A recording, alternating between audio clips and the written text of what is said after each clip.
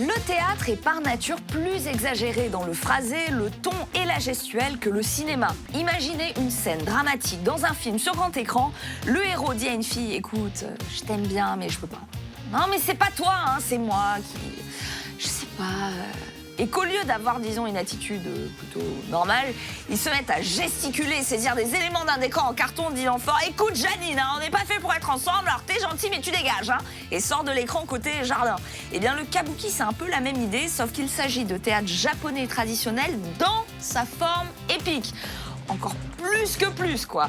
Les costumes sont très imposants et très importants. Il y a à la fois du silence et beaucoup de sons très puissants, sans parler des acteurs qui se mettent à sortir des sons, mais des sons... Yajiro Bando, acteur de kabuki, nous parle justement de ce théâtre si incroyable que l'UNESCO lui reconnaît une valeur patrimoniale d'exception. On regarde.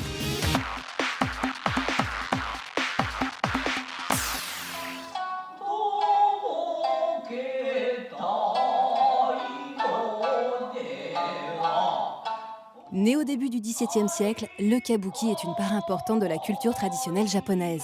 Mais à l'opposé du no, ce genre de représentation inscrit au patrimoine mondial immatériel de l'UNESCO est avant tout un art de la scène populaire destiné aux foules.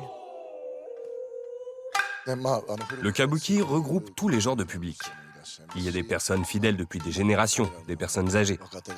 Mais comme il y a aussi des comédiens jeunes, tels que mon fils, quand ce sont eux qui présentent une pièce, il y a aussi un auditoire assez jeune. Finalement, le kabuki rassemble pas mal de gens. Il est assez populaire et on a beaucoup de public. Tout ça, malgré le fait que ça ne soit pas diffusé très souvent à la télévision et que son côté traditionnel donne une fausse idée de complexité.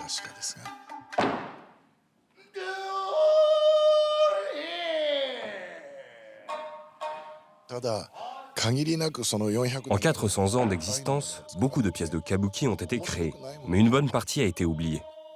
En fait, ce sont les plus populaires et les plus intéressantes qui ont traversé les âges. Dans cette abondance, on trouve tous les types de théâtre. Tous les genres entrent dans la catégorie du kabuki. Cela s'explique par son histoire et par son côté populaire. Il fallait et il faut toujours créer des histoires appréciées par le public. Forcément, on en trouve pour tous les goûts.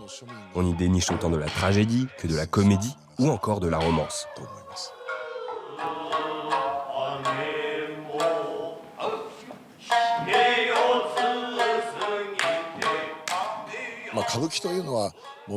Je dirais que l'élan, l'énergie et le style propre au kabuki viennent de ses origines. Le mot en lui-même veut dire que l'attitude est de travers. Au commencement, le kabuki était joué par des gens habillés un peu comme des punks pour l'époque. Ils présentaient leurs pièces dans les parcs en plein air ou à côté des fleuves. C'était des gens qu'on considérait comme étant de travers, des originaux.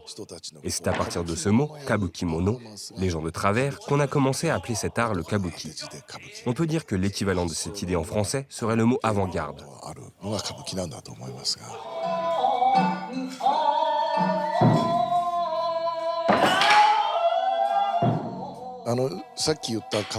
Mais kabuki ne veut pas seulement dire de travers. On a des idéogrammes pour chaque syllabe qui sont très significatifs. Ka signifie le chant, le bu représente la danse et ki, le jeu théâtral. Donc par exemple, la musique est un élément très important du kabuki.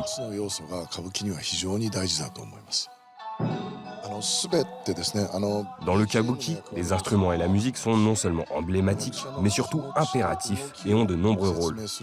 Ils peuvent donner l'ambiance ou la musique de fond, mais ils sont aussi là pour renforcer le sentiment exprimé par l'acteur, illustrer le mouvement et même les conditions climatiques. Parfois, ils servent même à donner un effet sonore quand un personnage trébuche. Donc pour nous, la musique est vraiment quelque chose d'incontournable quand on joue une pièce.